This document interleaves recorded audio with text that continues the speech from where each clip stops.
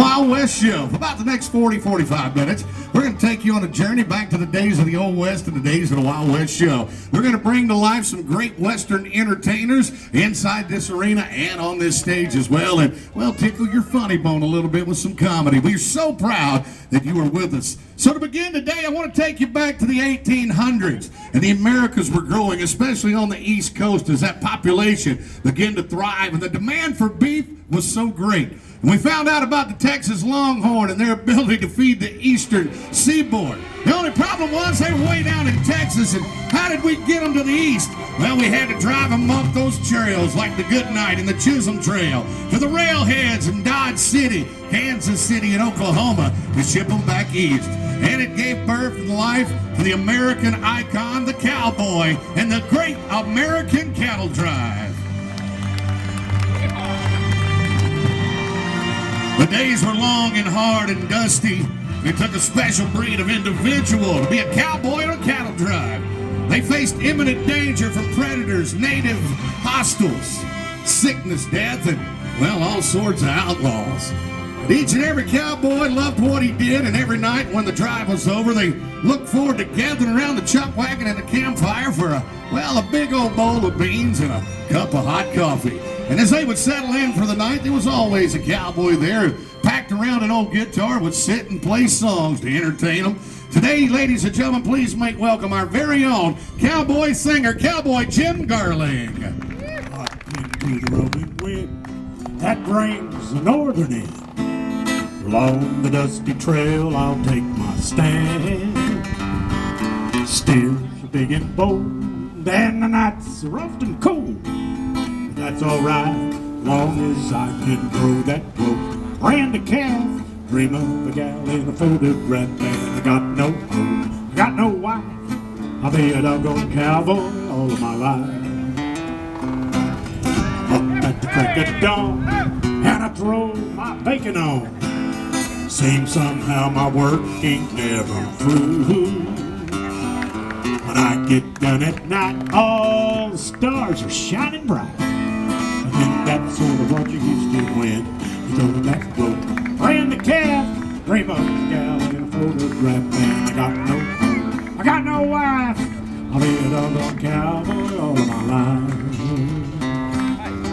Yeah, I want to be a cowboy all my life.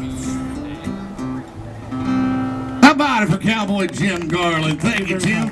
Mighty fine cowboy singing. Well, once they were done eating, singing around the campfire, and they settled in their bedrolls for night sleep, they would lie there and look up at the stars and the moon, and in the distance they realized they were not alone. They could hear the cries of the coyotes and the chants of the Native American Plains Indians as they did their ceremonial dances. This afternoon, we're going to bring to life to this stage a Plains Indian dancer who will perform one of the most beautiful and intricate and artistic dances in all of Native American dance. Please make welcome our native hoop dancer, Mr. Bruce Nacone.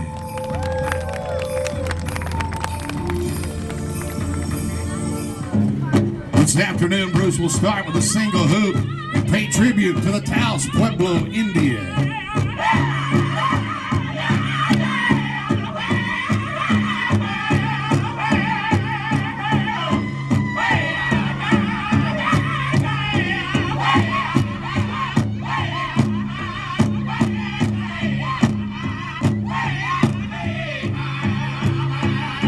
And from 1 to 2, he will show you his agility and balance.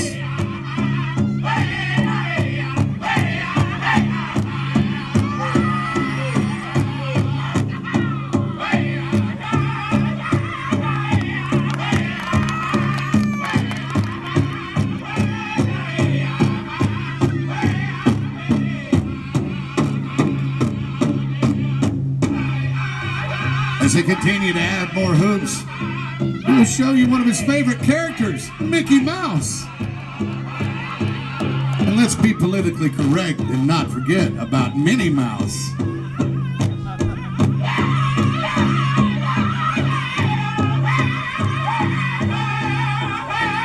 The Plains Indians had many ceremonies where they worshiped the stars above and gave homage and tribute to the beautiful moon.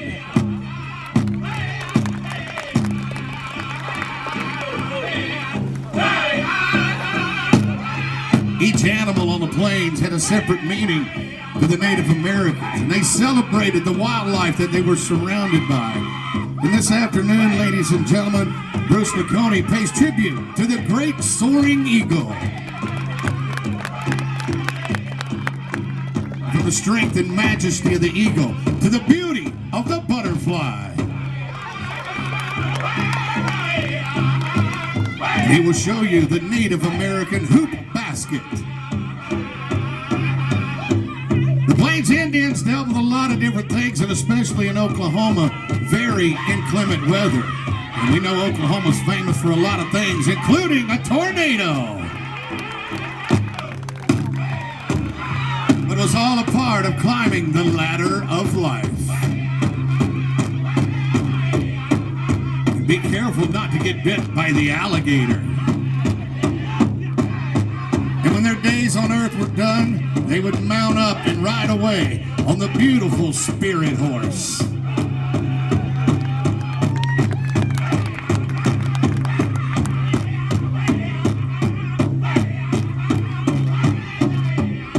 Each day they would look high into the sky and give thanks for that which gave life as they honored the sun.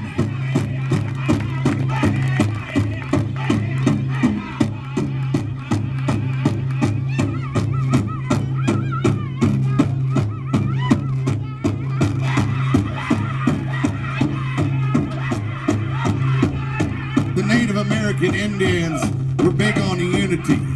And in today's world, ladies and gentlemen, I think that's something we could use a lot more of. No matter your race, your creed, your religion, your political affiliation, we must all remember that we are all human beings under God's beautiful sky. And this afternoon, Bruce Nacone will honor the lady who gave birth to us all as we honor our beautiful Mother Earth.